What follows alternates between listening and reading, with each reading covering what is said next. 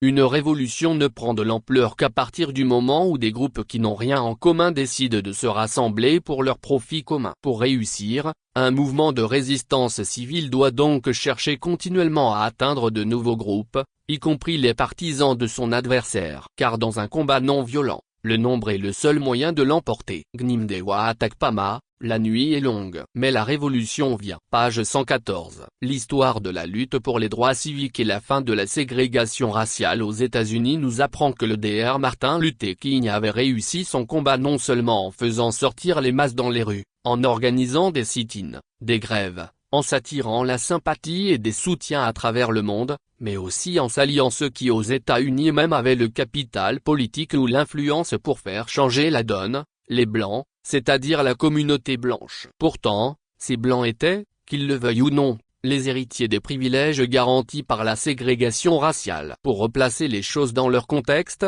ces Blancs étaient l'adversaire, car c'était en leur nom et pour leur bien-être que la ségrégation raciale était appliquée avec son corollaire de déni des droits civiques aux Noirs et autres minorités. C'était parmi eux qu'on retrouve ceux qui s'opposaient avec une férocité incroyable aux droits égaux pour tous les Américains. Mais pour réussir sa lutte, plutôt que de se mettre à dos les Blancs, Martin Luther King et ses camarades avaient tenu à obtenir leur soutien. Et ils l'ont eu, et cela a changé le cours de l'histoire. Au lendemain de leur défaite électorale historique de 2008 marquée par l'arrivée de Barack Obama à la Maison-Blanche, les républicains s'étaient lancés dans une introspection afin d'éviter une répétition de ce scénario, en menant un vaste examen de conscience. L'une des conclusions auxquelles ils étaient parvenus, c'était que leur parti tient exclusivement compte des préoccupations de la communauté blanche et qu'ils ont abandonné depuis longtemps tout effort visant à attirer les Noirs américains dans le parti républicain, quoiqu'il y ait beaucoup de Noirs qui sont séduits par les valeurs conservatrices que défend ce parti.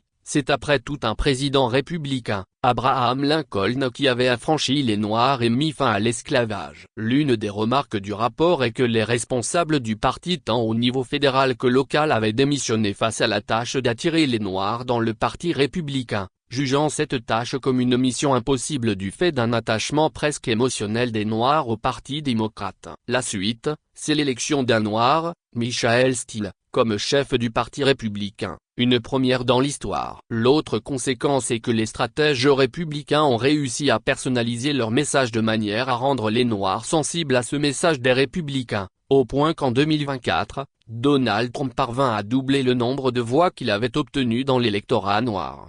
Sans entrer dans un parallélisme hexadéforme, et bien que les contextes politiques soient diamétralement opposés, démocratie américaine comparée à la dictature militaire au Togo, on peut tirer des leçons de ces alliances inédites que certains ont su former dans l'histoire afin de faire le dernier pas vers le changement politique au Togo. La politique, dit-on, est la continuation de la guerre par d'autres moyens. Pour présenter la situation de manière caricaturale, dans chaque lutte, les groupes d'individus gravitent dans des cercles, entre autres le cercle de ceux qui luttent pour une cause ou la situation désirée, ici le changement, le cercle de ceux qui s'y opposent, les adversaires, et le cercle de la majorité silencieuse. Pour remporter la bataille, le cercle de ceux qui luttent pour le changement doit réussir à s'élargir, attirer et intégrer en son sein les individus d'un autre cercle, notamment ceux du cercle des adversaires. Pour reprendre Gnimdewa dans son ouvrage ci-dessus référencé, les mouvements non violents ayant réussi,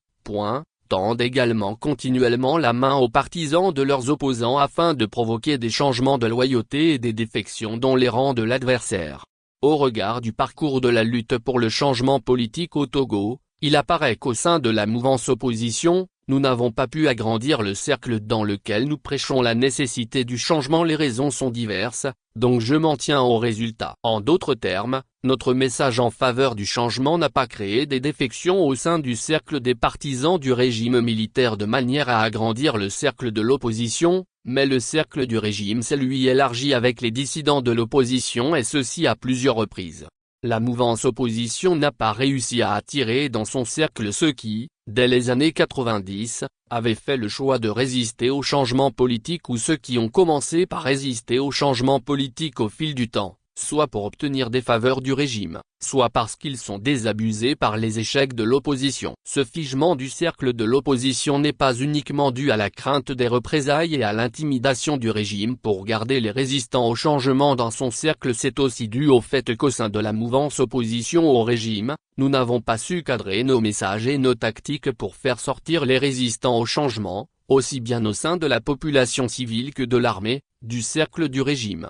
Au lieu donc de continuer par prêcher uniquement à ceux qui sont déjà réceptifs et mobilisés pour la lutte pour le changement, notre approche devrait désormais consister à nous tourner vers les résistants au changement sur la valeur du changement pour eux-mêmes, car on ne peut amener quelqu'un à changer si on ne lui montre en quoi le changement lui sera bénéfique. Au Togo, nous aimons penser que cela n'en vaut pas la peine car comme on aime répéter, eux-mêmes savent que le changement c'est pour nous tous. Mais le savent-ils vraiment? Le savent-ils assez? La répétition étant pédagogique, ne gagnerons-nous pas à le répéter au point d'en faire un véritable chantier? La balle est donc dans notre camp, nous la mouvance opposition, et chaque petit effort comptera face à ce qui s'apparente à un essoufflement de la lutte pour le changement au Togo. Je termine cette analyse en paraphrasant Malcolm X, l'un des activistes les plus connus de la lutte pour les droits civiques aux États-Unis. Nous ne sommes pas de moins en moins nombreux dans cette lutte pour le changement au Togo, nous sommes simplement de moins en moins organisés. Il est temps de s'organiser mieux, en ajoutant à notre arc une nouvelle flèche, celle de nos alliés dans le camp de l'adversaire, d'autant plus que les lignes ont commencé par bouger avec tour à tour les sorties de Dame Nyakadé, ainsi que le refus des Braves Evala de danser pour le simple plaisir du prince. Ah, Ben Yaya New York, 24 août 2025.